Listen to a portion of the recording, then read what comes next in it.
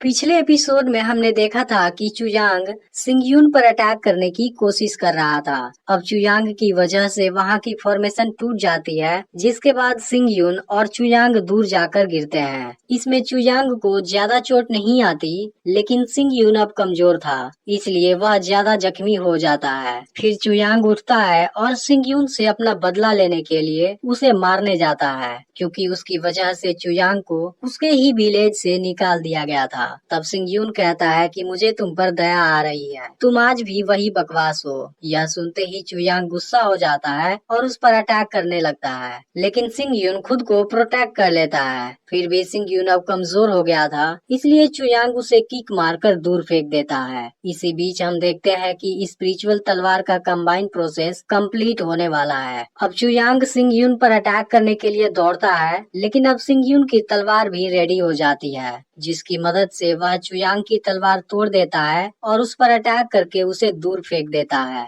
अब चुयांग काफी हैरान होता है, क्योंकि सिंगयून की तलवार अब काफी पावरफुल हो चुकी थी। इसके बाद सिंगयून उसे मारने के लिए अपनी तलवार से अटैक करता है, लेकिन तभी चुयांग इस पर किसी सीक्रेट पावर से अटैक कर देता है, जिसके बाद सिंगयून की तलवार फिर से पूल के अंदर चली जाती है और सिंगयून कहीं नजर नहीं आता। अब चुयांग सोचता है कि सिंगयून मर चुका है, इसलिए वह काफी खुश हो जाता है। लेकिन तभी सिंगयून कहता है कि तुम्हें क्या लगा, तुम मुझे इतनी आसानी से मार सकते हो। फिर सिंगयून एक फायर फ्रूट निकालता है और उसे ऊपर की तरफ फेंक देता है, क्योंकि उसकी फायर मटेरियल को देखते ही फायर ईगल उसकी तरफ अट्रैक्ट होने लगेंगे, और ऐसा होता भी है। इसके बाद चुयांग फिर से सिंगयून को मारने के लिए आगे बढ़ता है, लेकिन तभी सिंगयून एक और फायर फ्रूट निकालता है और उसे चुयांग की बॉडी पर फेंक देता है। लेकिन चुयांग सिंगयून के इस चालाकी को नहीं समझ पाता। तभी फायर ईगल वहां आ जाते हैं और चुयांग को अपने साथ लेकर यहाँ से चले जाते हैं। अब सिंगयून वहीं पर आराम करने लगता है, लेकिन तभी पूल के अंदर गिरी हुई तलवार अचानक से चमकने लगती है। यह देख सिंगयून सोचता है कि शायद वहाँ पर कोई मैकेनिज्म है जो तलवार के पावर की वजह से एक्टिवेट हो गया है। फिर सिंगयून उस पूल के अंदर जाता है, जहाँ पर उसे एक टेलीपोर्टेशन मैट्रिक्स दिखाई देता है। फिर सिंगयून जैसे ही वहाँ पर अपनी तलवार लगाता है, वह एक सीक्रेट जगह पर टेलीपोर्ट हो जाता है, लेकिन वहाँ पर गिरने की वजह से वह बेहोश हो गया होता है। इसके कुछ समय बाद सिंगयून होश में आता है, जहाँ पर उसे एक स्पिरिचुअल बिस्ट का अंडा दिखाई देता है। उसे देख सिंगयून समझ जाता है कि यह अंडा नॉर्मल नहीं है। फिर सिंगयून जैसे ही उसे लेने जाता है, उसे एक पावर रोकने लगती है, लेकिन तभी सिंगयून को वहाँ से स्पिरिचुअल लिक्विड गिरता हुआ नजर आता है, जिसे वह लेकर खा जाता है। इसकी पावर से सिंगयून की स्पिरिचुअल पावर रिकवर होने लगती है। यह देख सिंगयून समझ जाता है कि यह जगह बहुत ही स्पेशल है। इधर हम देखते हैं कि सियावोहू ने एक नया पैलेस तैयार कर लिया है। दूसरी तरफ सुई फैमिली के लोग काफी परेशान हैं, क्योंकि अब तक बहुत से फैमिली ने चू फैमिली को सरेंडर कर दिया है। इसके अलावा 100 ट्रेजर पवेलियन ने भी चू फैमिली के साथ एक कमर्शियल एग्रीमेंट कर लिया है। यह लोग कहते हैं कि हमें चू फैमिली को बहुत पहले ही मिटा देना चाहिए था। अब इन सभी बातों से चुंग काफी गुस्सा होने लगता है। तभी क्वान यू वहाँ आती है और कहती है कि गुस्सा करने की कोई जरूरत नहीं है, चाहे सिंगयून कुछ भी कर ले, वह कचरे का ढेर ही रहेगा। जबकि मैं इन 3 महीनों के अंदर स्पिरिट गेदर के लेवल पर आ गई हूँ, और इसके अलावा मैंने 9 ओवरलैपिंग वेव्स भी सीख लिया है। तब चुंग कहता है कि मुझे पता है, अब सिंगयून तुम्हारे सामने नहीं टिक पाएगा। इस पर क्वान यू कहती है कि अब मैं सिफेंग सिटी की नंबर 1 जीनियस हूँ, चू फैमिली मेरे सामने कुछ नहीं है। वहीं अब ये किन्सान से थोड़ी नाराज होती है, क्योंकि बहुत सारी फैमिली ने अब चू फैमिली को ज्वाइन कर लिया है। इसके अलावा सिफेंग माउंटेन में फायर स्टोन निकला है, लेकिन किन्सान को इस बारे में कुछ भी पता नहीं है। अब ये किन्सान को स्टोन फायर माइन का मास्टरशिप लेने के लिए कहती है। अब सिंगयून भी इतने महीने तक कल्टीवेशन प्रैक्टिस करके टेम्पर्ड बॉडी के 8वें लेवल पर आ गया है। इसके अलावा इसने अपने लिए बहुत सारा स्पिरिचुअल लिक्विड भी कलेक्ट कर लिया है। उस जगह से वापस लौटते समय फायर ईगल सिंगयून का पीछा करते हैं, लेकिन सिंगयून अपनी लाइटनिंग पावर से उनको मार देता है। इसके बाद वह अपने घर आ जाता है, जहाँ के के बदले हुए नजारे से वह काफी खुश हो जाता है। फिर सियावो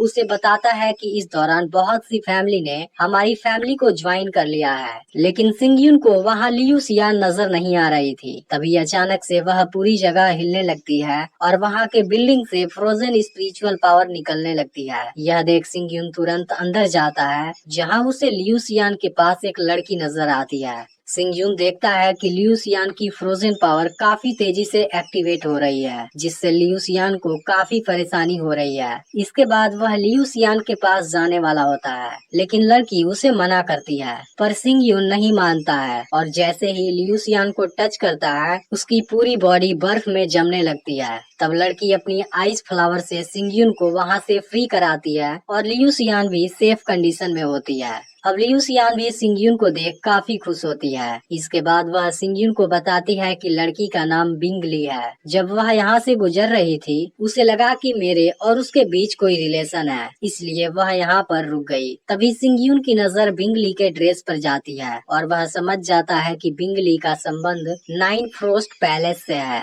इसलिए वह बिंगली से पूछता है कि तुम यहाँ किस इंटेंशन से आई हो। यह सुनकर लियू सियान हैरान हो जाती है। तब सिंगयून बताता है कि नाइन फ्रोस्ट पैलेस नॉर्थ की तरफ है, जो बर्फीले बादलों के बीच छुपा हुआ है और असल में यह एक मिस्टीरियस सेक्ट है जो केवल फीमेल को रिक्रूट करता है और उनको आइस की खतरनाक कल्टीवेशन प्रैक्टिस कराता है। उनके ड्रेस में जितने ज्यादा फ्रोजन लाइन होते हैं, उनकी पोजीशन उतनी हाई होती है। बिंगली की ड्रेस में 7 फ्रोजन लाइन थी, इसलिए सिंगयून समझ जाता है कि बिंगली उस जगह की जरूर एक एल्डर होगी। फिर बिंगली कहती है कि हाँ बिल्कुल, लेकिन मैंने कभी भी अपनी आइडेंटिटी नहीं छुपाई थी। मैंने लियू सियान के टैलेंट को देखा, इसलिए यहाँ पर रुक गई और अब उसे नाइन फ्रोस्ट पैलेस का स्टूडेंट बनाना चाहती हूँ। इसके बाद बिंगली एक रिंग निकालती है जिसमें 5 मार्शल टेक्निक होती है। इसी के साथ उसमें हजारों स्पिरिचुअल मटेरियल भी होते हैं, पर बिंगली उसे 5 मार्शल हाउस में एंटर करने के लिए कहती है, लेकिन इससे पहले वह उसकी डिसीजन भी पूछती है, पर खुद सिंगयून ही उसे मना कर देता है और कहता है कि इसमें सेक्ट का जरूर कोई दूसरा इंटेंशन होगा। तब बिंगली कहती है कि सेक्ट के डिसीजन को एक्सप्लेन करने की मुझे जरूरत नहीं है। इस पर सिंगयून सियावोहू से बिंगली को बाहर का रास्ता दिखाने के लिए बोल देता है। यह सुनते ही बिंगली गुस्सा होने लगती है, जिसके बाद यह तीनों भी अटैक करने के लिए रेडी हो जाते हैं, लेकिन तभी बिंगली अपने एक छोटे अटैक से ही यान को दूर फेंक देती है।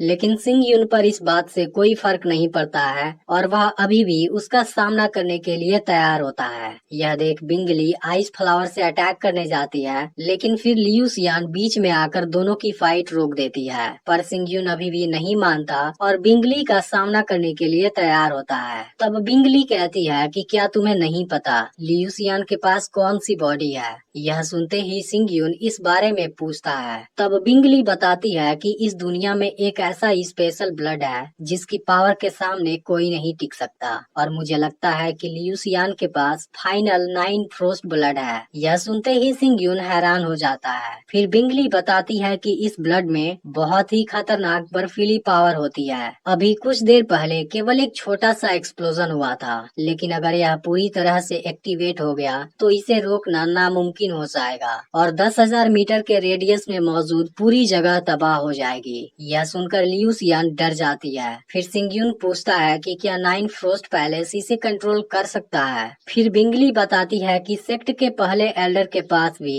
यही ब्लड था। वह मरने के बाद एक आईसी जेड छोड़ गए हैं, इसलिए आईसी ब्लड को एब्जॉर्ब करके लियू सियान की बॉडी में फ्यूज करना पॉसिबल है, जिसके बाद वह उसे कंट्रोल कर पाएगी। लेकिन इसके लिए उसे सेक्ट का स्टूडेंट बनना होगा और इसमें कम से कम 30 साल लगेंगे। इसके अलावा लियू सियान ने अभी तक कई बार अपने स्पिरिचुअल वेपन को एक्टिवेट करने की कोशिश की है, जिसकी वजह से उसकी आईसी ब्लड एक्टिवेट हो गई है और अगर वह मेरे साथ नहीं गई तो 6 महीने के अंदर ही मर जाएगी। यह सुनते ही लियू सियान काफी डर जाती है। तब सिंगयून लियू सियान से पूछता है कि तुम क्या सोच रही हो, जिस पर लियू सियान कहती है कि तुम्हारे बिना 30 सालों तक रहना मर जाने के जैसा है। फिर सिंगयून पूछता है कि तुम यह क्या कर रही हो। तब लियू सियान कहती है कि मुझे तुम पर पूरा भरोसा है। फिर सिंगयून भी कहता है कि अब चाहे कुछ भी हो जाए मैं तुम्हें कुछ नहीं होने दूंगा। लेकिन हम देखते हैं कि बिंगली इस बात से जरा भी खुश नहीं है। इसका अगला पार्ट भी बहुत ही जल्द अपलोड होने वाला है, इसलिए चैनल को सब्सक्राइब करके